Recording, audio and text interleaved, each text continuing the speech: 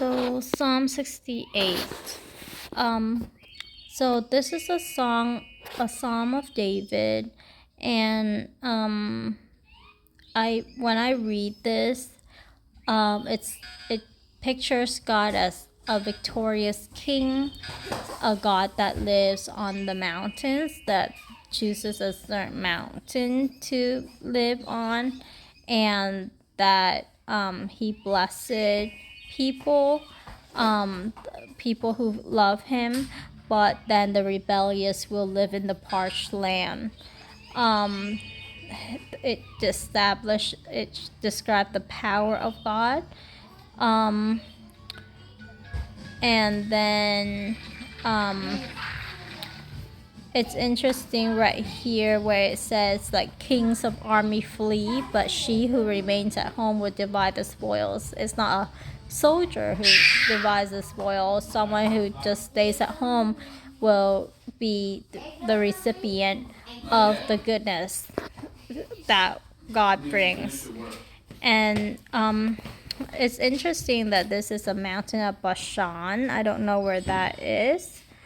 But I don't remember reading it in the Bible. That name doesn't but then it says that it's like Sinai too. Lord is among them at Sinai. I've heard of Sinai, so I don't this. It must have been knowledge at that time, but I don't know what it is. And then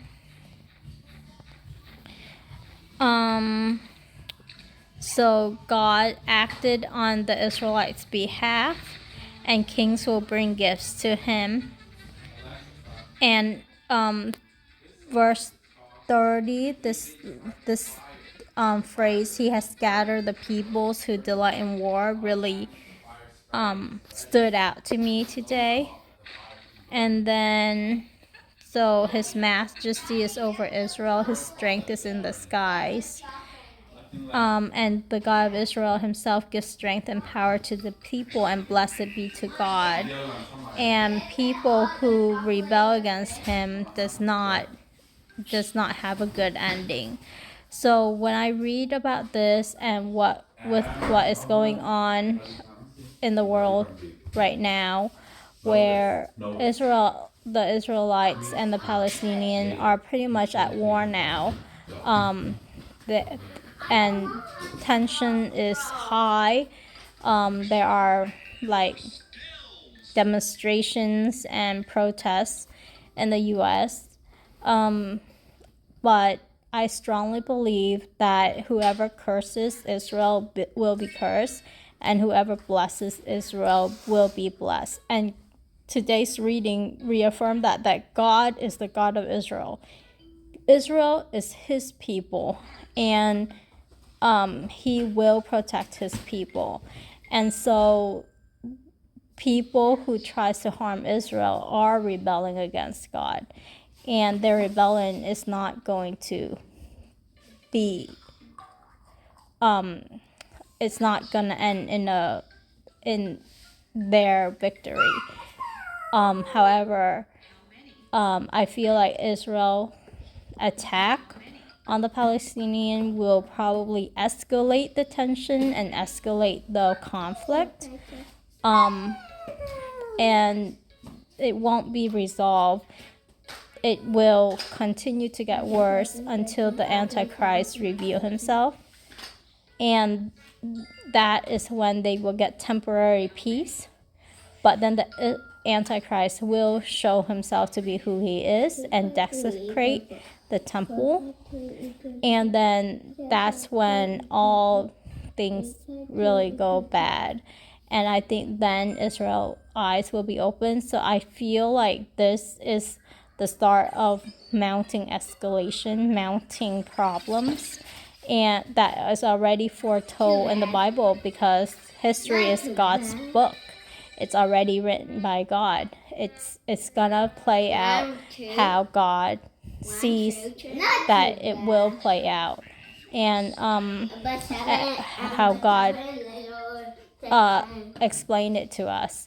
And I see the signs of the end time, and I can't believe that we're gonna live through something like this. I can't believe that I'm living through something like this.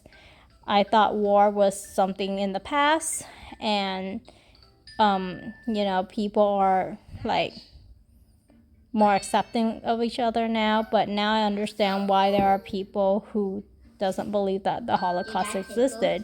There are people who's waving the Nazi flag near where I live. And I researched, my husband actually researched, and Nazis and Palestinians actually were related to the Amalekites, that God said will be a thorn in Israel's side and flesh, and it is coming true. I mean, it's not even coming true. It has been true throughout Israel history, whether with the Philistines, with the Nazi, with the Palestinian. And the Palestinians' mindset and the Israelites' mindsets are so different, and they can't be reconciled. It's like like the Palestinian thinks that the attack on Israel is inevitable because Israel has been occupying their land and oppressing their people, where as the Israelites sees it as God gave this land to us.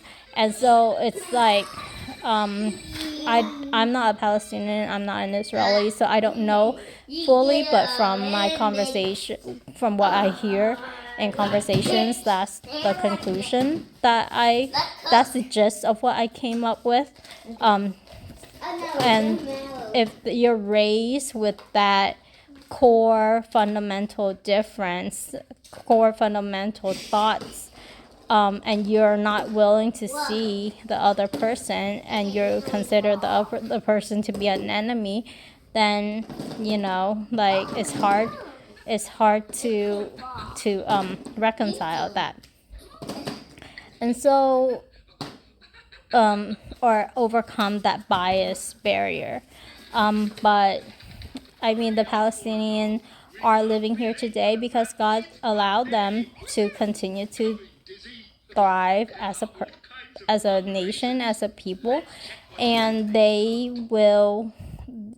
are able to be saved. God allowed Jesus to come to save everybody, and so if there are Palestinians who fear God and who can get rid of their cultural bias and accept Israel as God's chosen people. Well, that's not the requirement to salvation. The requirement to salvation is to accept Jesus as the personal Lord and Savior. But if they're able to do that, then I think, they're one of God's children too. So I think God allowed them to live so that Palestinian and other cultural people from other culture can be saved through Jesus Christ. And so I think it's not only important for me to pray for the Israelite, because I know they will be in victory because they belong to God. And they will be saved, just like the time of Esther. They were saved over and over and over again. That doesn't mean that they're not going to lose people. That doesn't mean that families are not going to be not broken. Those things will happen, and for the Palestinians as well. But I also need to pray for the Palestinian people of any background to be saved by God and to come to know God as the true Lord and Savior, and to know this about God, that He is the God of Israel. He gives strength and power to the people. He is a blessing to us, and He is majestic, and His will be done.